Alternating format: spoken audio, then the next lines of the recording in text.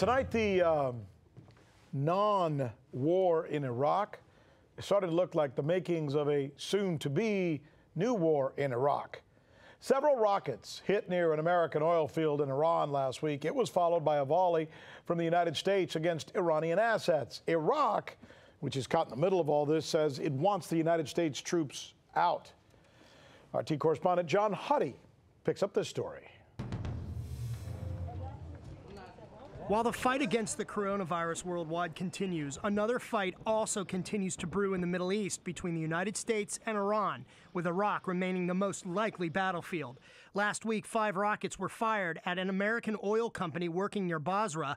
U.S. workers had already left the area. It's unclear who was behind the attack. But on April 1st, President Trump warned that his administration received intelligence that Iran, or one of its proxies, was planning a strike on U.S. forces in Iraq, tweeting that if U.S. troops are attacked, quote, Iran will pay a very heavy price indeed. Now, the U.S. has offered $10 million for information on Hezbollah commander Sheikh Mohammed al-Qahtani, who was a close associate, friend, and battlefield colleague of Iranian General Qasem Soleimani. The U.S. designated Qahtani a global terrorist in 2013. The State Department says it's offering money for info on his activities, his networks, his associates, all part of an effort to disrupt the, quote, financial mechanisms of Hezbollah. And while the coronavirus pandemic may have tempered any immediate attacks on U.S. forces, the U.S. isn't taking any chances and has moved Patriot missile batteries into Iraq, including at Al-Assad Air Base outside of Baghdad, where Iran launched a ballistic missile attack on U.S. troops back in January.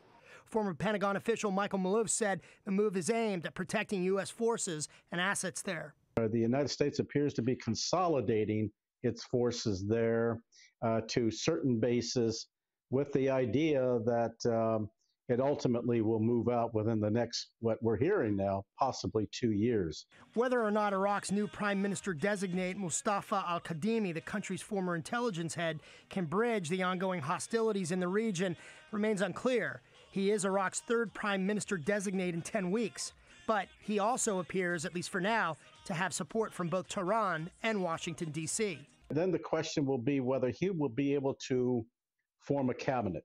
And that cabinet is going to be either the make or break of the new prime minister designate, who is the 3rd person now who has been asked to form a government, and the first 2 failed. Al-Kadhimi has reportedly agreed not to interfere in the affairs of the country's various militias, and that could include Iran's proxy Hezbollah in the region.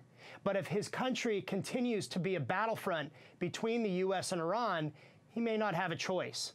For the News with Rick Sanchez, John Huddy.